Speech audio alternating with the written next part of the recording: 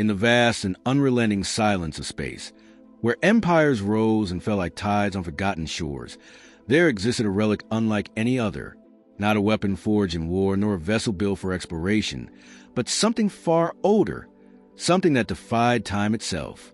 The armor had been discovered deep within the ruins of a dead world, buried beneath layers of dust and history so ancient that even the most advanced alien civilizations could not trace its origins. It was cold to the touch, yet pulsed faintly as if it still breathed, waiting. For centuries, the artifact remained untouched by any hand that sought to claim it. Scientists studied it. Engineers dissected its surface with every tool at their disposal, and warriors tried to force it into submission. But no matter how many times they tried, the armor refused them all. It did not respond to commands, nor react energy scans. It simply stood there motionless, indifferent, as though it were alive and watching, waiting for something or someone it deemed worthy. Entire fleets had been dispatched across the stars in pursuit of understanding. The Zarnathi Dominion, known for their mastery of biomechanical enhancements, believed the armor was a lost piece of their own ancestral technology. They sent their best minds to decode its structure, only to find that its materials were beyond anything in their archives. The Vexari Concord, a race of cybernetic beings who had long since abandoned organic forms, attempted to interface directly with the armor's neural core. Their consciousnesses were met with an impenetrable void, as if the suit recognized them and rejected them outright. Even the Orovani, an ancient species whose civilization predated recorded history, had tried to commune with it. They believed in psychic resonance, in the ability to connect minds across great distances. Yet when they reached out, they found nothing, no presence, no response. It was as if the armor did not acknowledge their existence. And so, after generations of failure, the galaxy came to accept one undeniable truth. The armor would not be claimed. It belonged to no empire, no species, no ruler. It remained what it had always been, an enigma wrapped in metal, standing alone in the ruins of forgotten past. Then, unexpectedly, a human stepped forward. Unlike the towering figures of galactic power, this individual bore none of the hallmarks of greatness. No grand title, no legendary lineage, no overwhelming intellect or physical prowess. Just a single human, drawn by curiosity, by instinct, by something inexplicable. They had heard the stories, of course, the whispered legends of an artifact that defied all logic, that had resisted every attempt to control. Most dismissed such tales as myths, exaggerations spun by desperate dreamers. But something about the story lingered in the back of their mind, a quiet pull that they could not ignore. And so, when the opportunity arose, they took it. They arrived at the ruins where the armor rested, standing before it with no expectations, no grand ambitions. There was no ceremony, no declaration of intent, just a moment, frozen in time, where they reached out and touched the cold metal. The reaction was immediate. A pulse of energy surged through the air, invisible yet undeniable. The ground trembled beneath their feet, the dust swirling as if caught in an unseen wind. The armor, which had remained lifeless for centuries, responded, not with violence, not with resistance, but with recognition. The moment their fingers made contact, the suit activated. Plates shifted, locking seamlessly around their body, adapting to their form as though it had been crafted specifically for them. No alarm sounded, no defenses engaged. Instead, the armor accepted them. It was impossible. Every law of logic, every principle of science, every precedent set by history screamed that this should not have happened. And yet it had. The humans stood now clad in a relic that had defied the greatest minds in the galaxy, wearing a suit that had turned away gods and monsters alike. Word spread quickly. Across the stars, reports flooded in, each more incredulous than the last. Some called it a fluke, a trick of fate that would soon unravel. Others saw it as proof of something greater, that the armor had chosen, and that choice meant something. But regardless of belief, one fact remained undeniable. Humanity had done what no other species could. For the first time in recorded history, the armor had a wielder, and the universe would never be the same again. The moment the armor accepted a human, the galaxy held its breath. The implications rippled outward like shockwaves from an unseen explosion, shattering assumptions that had governed interstellar politics for millennia. Empires that had long dismissed humanity as primitive, unremarkable, and technologically inferior were forced to reconsider. If the armor, an artifact so advanced that even the most sophisticated species have failed to activate it, had chosen human, then what did that say about them? About everyone else? At first, the reaction was disbelief. Scholars scoured ancient records, searching for any mention of humans in relation to the armor's creators. Were they descendants of a lost civilization? A forgotten branch of some long-dead race whose legacy had been buried beneath time? Theories emerged almost immediately, each more speculative than the last. Some argued that the armor had malfunctioned, that perhaps centuries of dormancy had corrupted its systems, resulting in this inexplicable error. Others claimed it was a test, a cosmic trial designed by an unknown force to determine worthiness, with humanity having passed where all others had failed. But the truth remained elusive. The human who now wore the armor had no extraordinary pedigree, no legendary lineage. They were not a warrior trained from birth, nor a scholar steeped in ancient knowledge. They were simply someone, and yet, against all logic, the armor responded to them. It moved when they willed it, adapted when necessary, protected without hesitation. There was no resistance, no delay, only seamless synchronization, as though the suit had been waiting for them specifically. This realization sent tremors through galactic elite, the Zarnathi Dominion. Furious at the failure of their own best minds, declared the event an anomaly, one that needed to be studied, controlled, or eliminated before it destabilized their carefully maintained hierarchy. Their scientists worked tirelessly, attempting to replicate the process, to force the armor to accept another being, but every attempt ended in failure. The Vexery Concord, ever pragmatic, sought diplomatic engagement, dispatching envoys to observe the human firsthand. They believed that if they could understand how the armor functioned on a fundamental level, they might reverse engineer its secrets. But even their most advanced cybernetic interfaces failed to establish a connection. It was clear. The armor recognized something unique in this human, something beyond mere biology or intellect. Meanwhile, the Oravani, whose history stretched back further than any known civilization, interpreted the event as validation of their oldest prophecies. They whispered among themselves, speaking of cycles repeating, of chosen ones rising when the universe demanded change. To them, this was not a coincidence. It was destiny unfolding exactly as foretold. Other factions, smaller and less influential, watched with cautious optimism. If a single human could achieve what no empire had managed, then perhaps the age of dominion was ending. Perhaps power was shifting, not through conquest, but through something deeper, something that defied conventional understanding. Yet amid the speculation, one question loomed above all others. Why?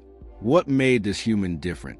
What had they done to be chosen when so many others had failed?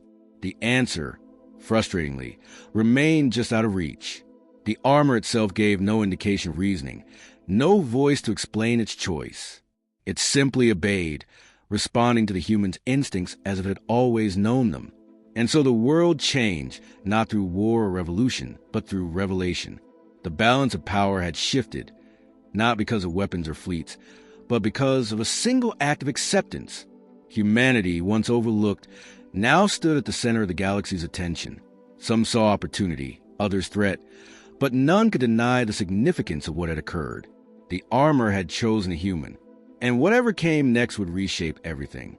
The humans stood at the precipice of a new reality, their body encased in metal that pulsed with energy both foreign and familiar.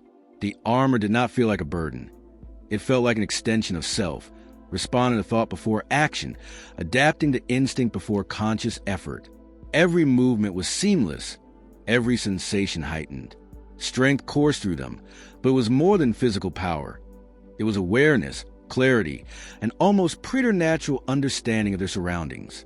At first, they tested its limits cautiously, raising a hand, watching as the armor mirrored the motion with perfect precision. Then, they clenched their fist, feeling the suit tighten around their fingers, amplifying pressure with effortless control. They took a step forward, then another, until movement became second nature. It was as if the armor had always been waiting for them, anticipating their needs, adjusting itself to fit their form like a second skin. But beyond the physical transformation, something deeper stirred within them.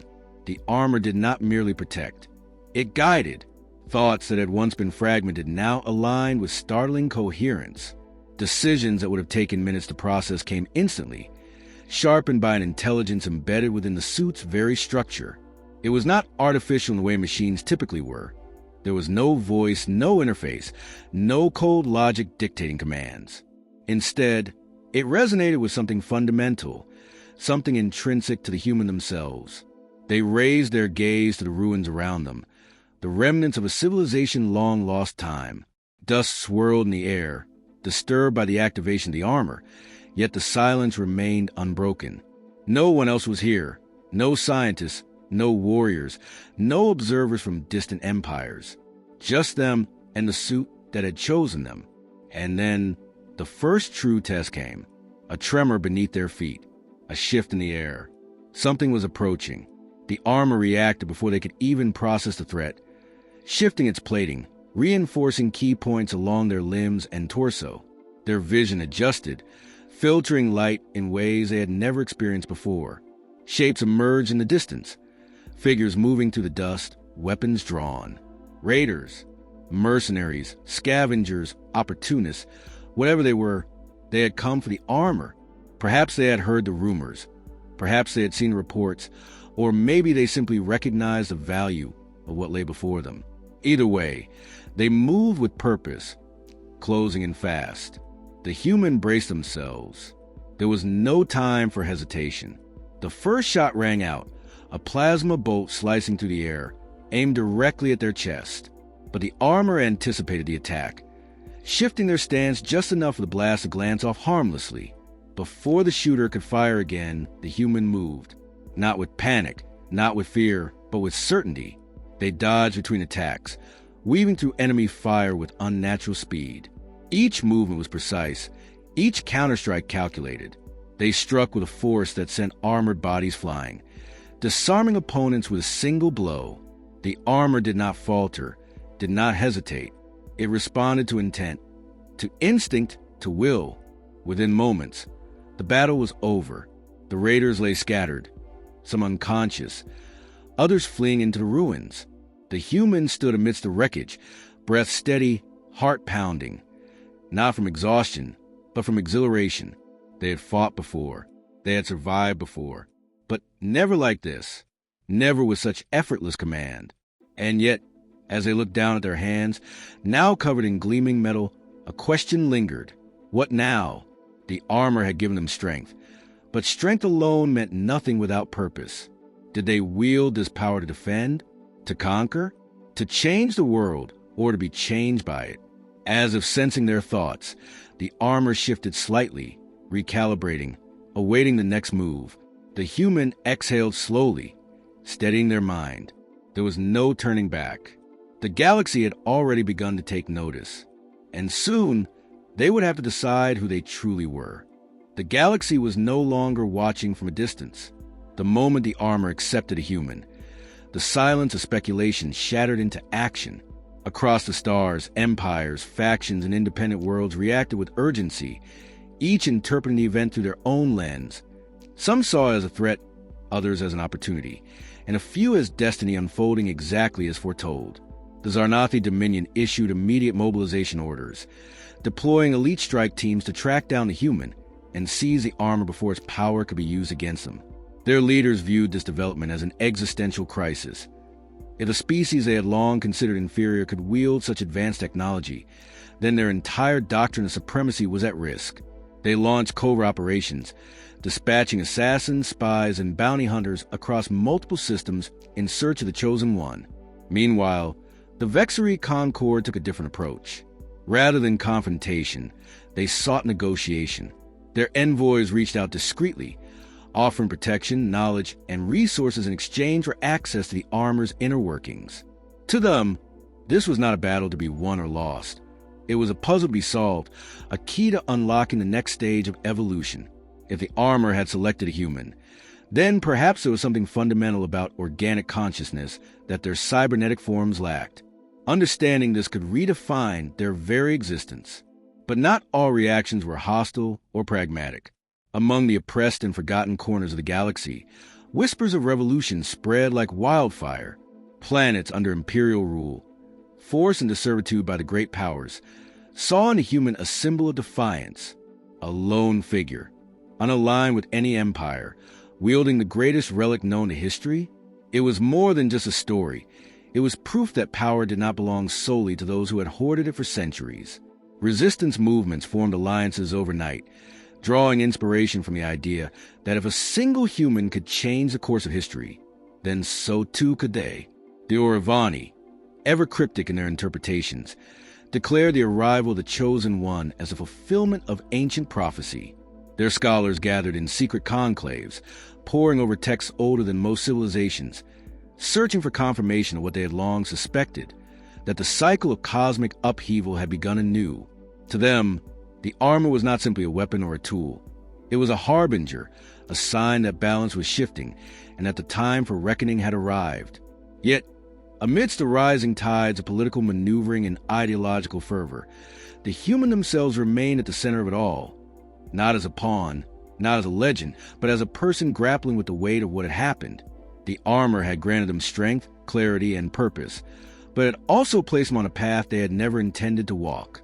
Every step forward carried consequences far beyond their own survival. They knew that standing still was not an option. The galaxy would not allow it. The moment the armor had recognized them, they had become more than just an individual. They had become a force, a catalyst, a symbol. And symbols, once set into motion, could not be ignored.